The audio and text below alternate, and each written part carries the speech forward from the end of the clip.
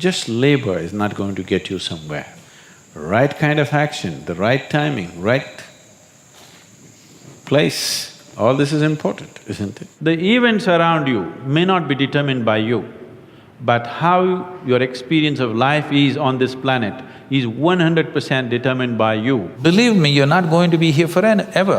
I'll bless you with a long life, but you're going to fall dead one day. If you're beginning to think that what you're doing is very important, you need to take a holiday. You cannot fight or you cannot overcome that which does not exist. We have fixed too many things on the outside. If you fix any more, there won't be a planet left.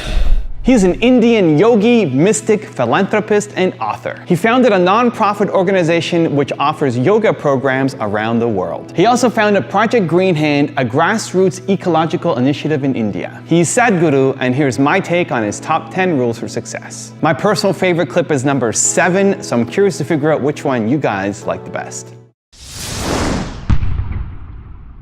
Effort has to be incisive in the sense, it should be focused, calibrated. Simply if you make effort, it's foolish effort, isn't it? Just labor is not going to get you somewhere. Right kind of action, the right timing, right place, all this is important, isn't it? So, for all these things to happen, you need perception and intelligence. So that's all you must do in your life. Constantly looking for ways to enhance your perception and your intelligence. Rest will anyway happen. This is one thing that unfortunately humanity is not doing. They're trying to become capable of something. Do not try to become capable of something. Just enhance your perception and intelligence. Can you see me right now, all of you? Can you see me? Just point out where I am. Use your hands and point out. Can you see me? Oh, you got it wrong. You know I'm a mystic. You're getting it completely wrong. Now, this light is falling upon me, reflecting, going through your lenses, inverted image in your retina, you know the whole story, right? Where do you see me right now? Within yourself. Where do you hear me right now? Within yourself. Where have you seen the whole world? Within yourself. Have you ever experienced anything outside of yourself? Everything that ever happened to you, darkness and light happened within you, pain and pleasure happened within you, joy and misery happened within you. Have you ever experienced anything outside of yourself? No. So what I am asking you is, what happens within you? Who should determine how it should happen?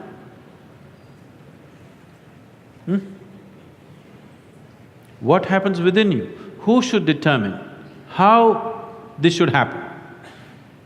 Somebody else? Definitely you should determine what should happen within this, isn't it?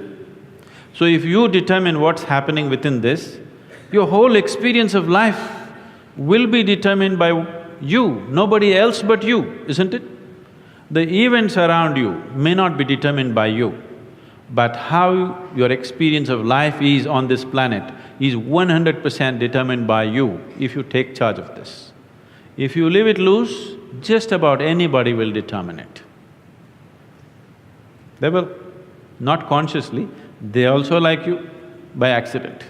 If you just observe, if everybody makes a little effort, everybody take a little time for this piece of life, okay? Not for your family, not for your career, not for something else. Just for this piece of life, give it little time because this is the most important piece of life in your life, isn't it? Yes or no? Yes. Even if you're in love with somebody, still this is the most important piece of life, isn't it? So pay some attention to this. How does it happen? Why have you taken it for granted? Believe me, you're not going to be here forever. I'll bless you with a long life, but you're going to fall dead one day. Yes or no? Yes. So, do not take this for granted. If you wake up in the morning, tomorrow if you wake up in the morning, No, this is not my wish, but I want you to know, of all the people who go to bed tonight, over 1 million people will not wake up tomorrow morning. And tomorrow, if you and me wake up tomorrow morning, is it not a fantastic thing? 1 million people did not wake up. You woke up. Is it not a great thing? Just look at the ceiling and smile. You are still awake. You're still there. And for many, many millions of people, somebody who's dear to them did not wake up. So just check those 5, 6 people around you. They all woke up. Wow, it's a fantastic day. You woke up and everybody who matters to you around you woke up. Yeah. Is it not fantastic day? Yes. You don't think so. Yes. Yes. You don't seem to think so. Yes. Because the problem is just this, you're living with an idea that you're immortal. When I say you're immortal, you're not actually thinking you're immortal, but you're not conscious of your mortality. If you're not conscious of your mortality, somewhere you think you're immortal, isn't it? How many moments in a day are you conscious that you're mortal? If you were conscious, would you have time to crib? Would you have time to fight with somebody? Would you have time to do some rubbish with your life? If you knew, if you are conscious that you are mortal, you would do nothing other than what is absolutely needed for you and everybody around you. This one thing if you do, if you just remind yourself, you don't think this is a negative thing. Death is not a negative thing, it's the only thing which has added value to your life. If you're here forever, you would be unbearable. Yes, yes. Isn't it? Aren't we glad everybody dies one day? If you just become conscious of this one thing, that always you're conscious that I'm mortal, you don't have to think, I will die today, we don't intend, we want to live as far as possible. Just you know, one day I will die. If you're just conscious of this one thing, you will naturally become spiritual. Every day, every moment if you remind yourself, this is a brief life, I'm mortal, one day I will end. Just do this for 2 days and see, you will become something truly fantastic within yourself, just this is all. That is simply beautiful. That's all that's needed. If you want to know the value of life, just know that it's a brief happening. Just loosen up your life a little bit, laugh a little more, involve yourself with people around you, do things that you think is not so important. Don't do things which are very important. Do simple things. It's very important you do simple things. Very important things you're doing in your life, you will become dead serious. You know, Bertrand Russell, an Englishman, Bertrand Russell said, if you're beginning to think that what you're doing is very important, you need to take a holiday. So holiday does not mean coming to India. Holiday is every day, in those 24 hours you must take a holiday from your seriousness. From your seriousness has come essentially because of your self-importance. You hold yourself as an important person. I want you to see you are like a speck of dust in this existence. Tomorrow morning if you disappear, for sure in India nobody will miss you. Even down under, they won't bother much, you know.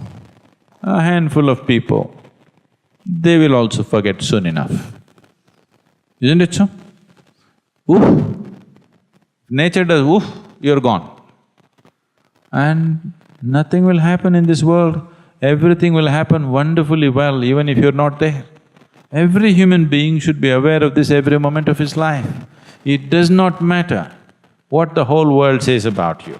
It does not matter how significant a work you're doing. You must understand that tomorrow morning the world will go on fine without you,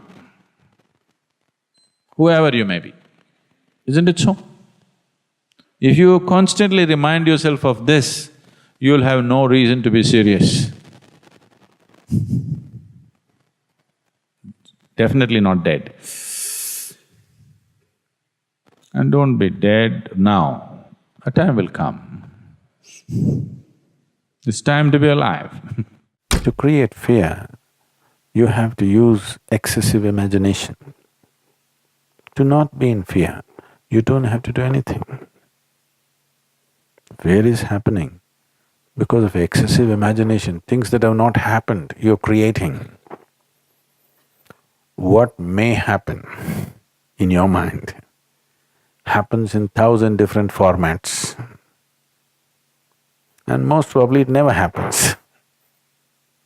The things that you feared, take 100 things that you have feared, probably 99 of them never happened, isn't it? Yes. So your fear is always about that which does not exist. You cannot fight or you cannot overcome that which does not exist. We can overcome something that exists. You cannot overcome that which does not exist. You just have to give up that effort. Enjoy the fear.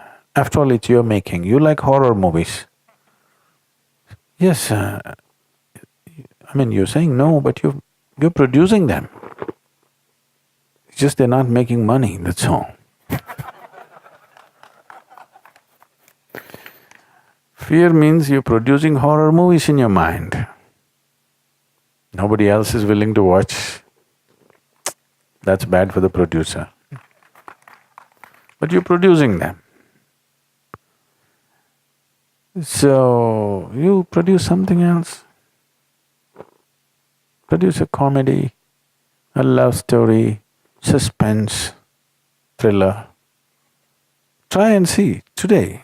Just sit down, produce a love story, a suspense thriller, a comedy. 5 minutes movies you make in your mind. Really. Start using your mind differently. It's just gotten into your pattern. Just gotten into your pattern of just creating horror movies all the time. You have watched enough horror movies, they're boring. Create something else. Even it's not that if you produce these movies, those things will happen in your life. Still they may not happen, at least you enjoy the movie.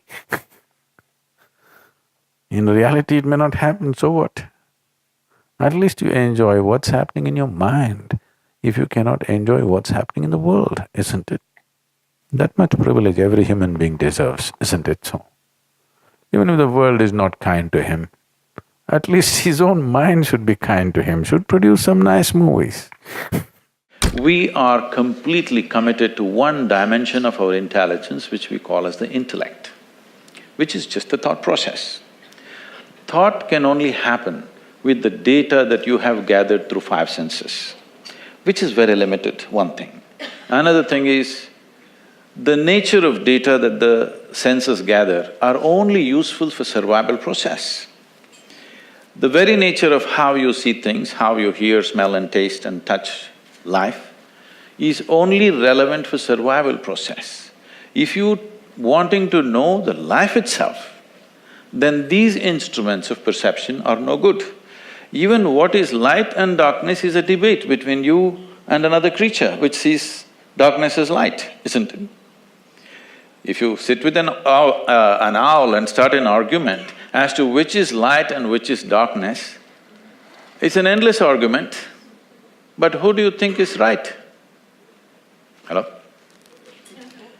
If you're saying both, you're either in the diplomatic corps or you have a successful marriage. Some have both. You learn to say both, but which is the truth? What I see is the truth or what the owl sees is the truth? That's not the point, it is just that nature has opened up our sense perception as it is necessary for our survival. Accordingly, it has opened up sense perceptions for different creatures as it is necessary for their survival. But if survival is all you're seeking, this is good enough, the 5 senses. But once you have come as a human being, somehow survival is not good enough. If your stomach is empty, there's only one issue about food. But once the stomach becomes full, you have 100 issues going on. So the nature of the human being is such, no matter what you do, you want to be something more than what you are right now. And if that something more happens, something more, it's an endless pursuit. So somewhere, a human being is seeking a limitless expansion, but trying to do it with physical means. The very nature of physicality is a defined boundary. If there is no defined boundary, there is no possibility of physical happening in the universe. But now, a human being is longing for the boundless, that too in installments and through physical means.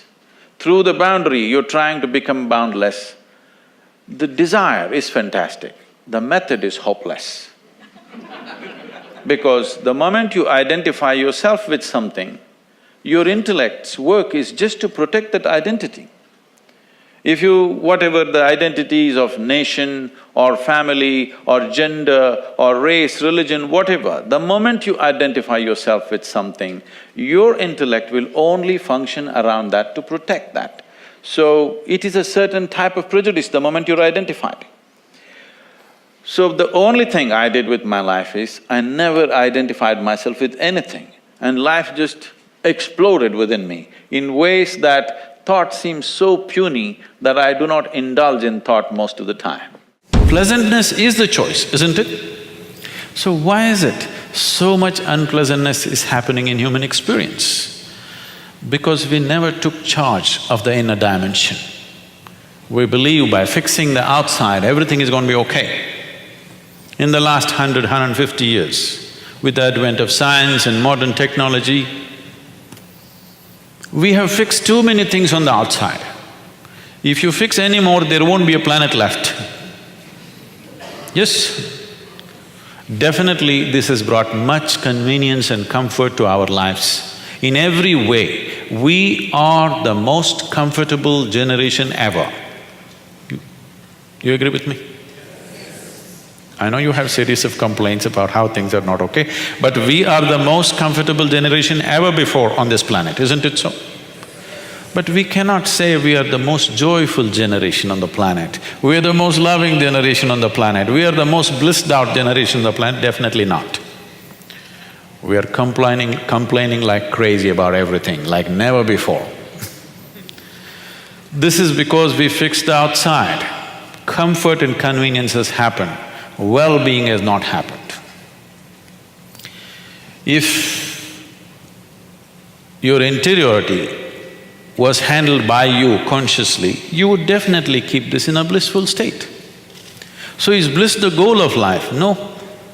Bliss is a necessary condition for life to flower to its full potential, otherwise it will remain constrained. You're paying too much attention to everything around you, not enough attention to this one. But the quality of your life is essentially determined by how you carry this one. Yes or no? This moment, what kind of clothes you're wearing, what kind of car you parked outside, what kind of home you live in does not determine the quality of your life.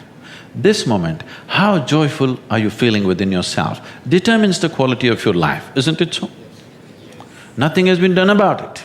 You think it'll happen in consequence, and you're setting impossible goals for your happiness. If I have to be happy, my wife should be like this, my husband should be like that, my children should be like this, the world should become some other way.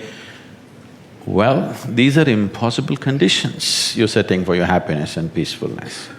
Now that you have compromised yourself to peace, why I'm saying compromise yourself to peace is because a lot of people have given up aspirations for being ecstatic or blissful. If I'm just peaceful, it's enough. Even the so-called spiritual leaders are going about and saying peace is the highest goal in your life. Peace is not the highest goal in your life. If you want to enjoy your lunch today, you must be peaceful. Yes or no? If you're not even peaceful, there is nothing in your life that you can do in a worthwhile way. To be peaceful essentially means this, that you're not messing your mind. To be peaceful means that your system is at ease. You know how to conduct your mind, you know how to conduct your emotions, your body and your energies, you are peaceful. It is not a rocket technology, It is the most basic thing. You have a dog at home, you give him his food, he sits peacefully. Maybe not ecstatic, but peacefully. Many times they're ecstatic also. Yes? If your dog is able to sit peacefully, oh, he doesn't have to run my industry. That's not the point, he's got his own stuff going.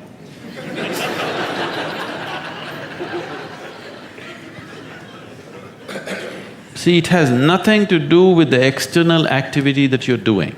It's got something to do with the internal systems as to how they're functioning. Essentially, it means neither your body, nor your mind, nor your chemistry, nor your emotions, nor your energy are taking instructions from you. They're doing their own thing.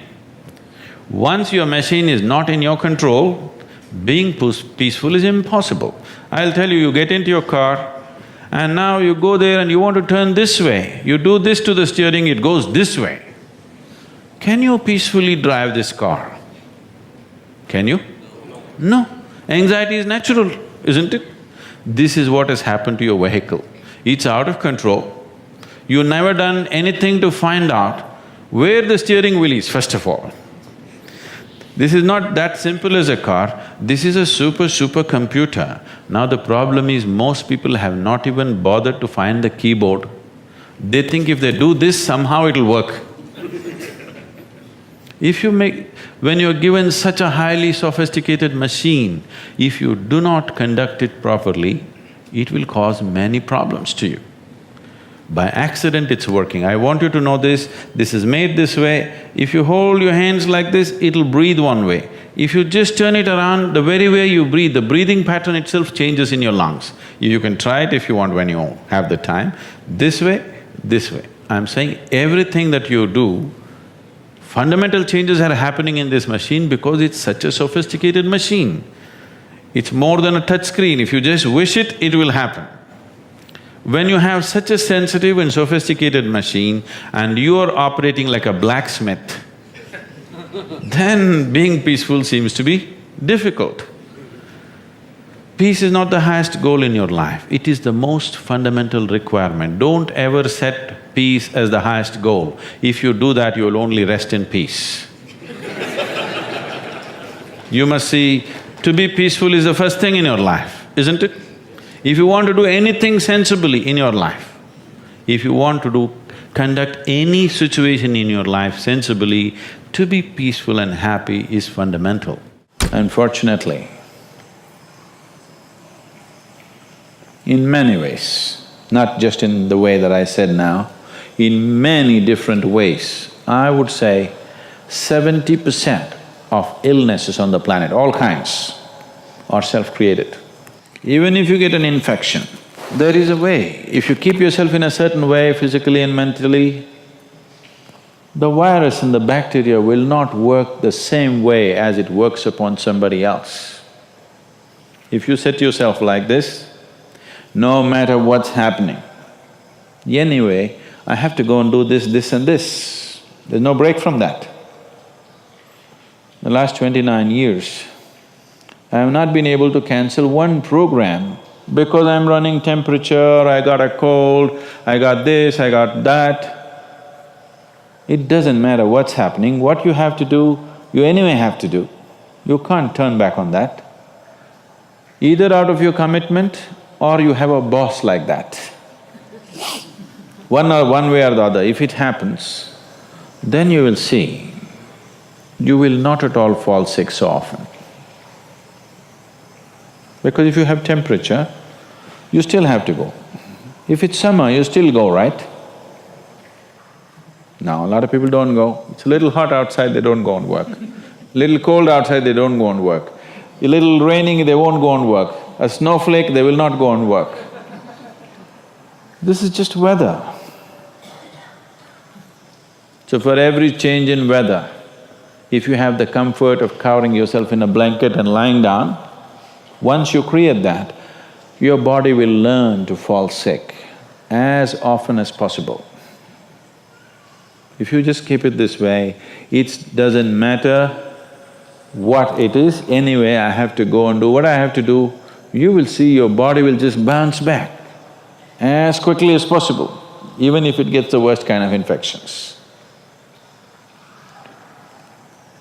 So you just have to set the necessary conditions for health, necessary incentives for health, both for yourself and your children if you have them.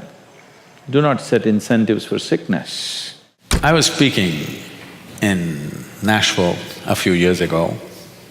I was just telling them a joke. In the joke, I referred to God as Him. Immediately a few ladies stood up, said, "Do you believe God is a man?" Whoa, whoa, whoa. I know where it's going. I was only telling you a joke. It doesn't matter, you said Him. Do you believe God is a man?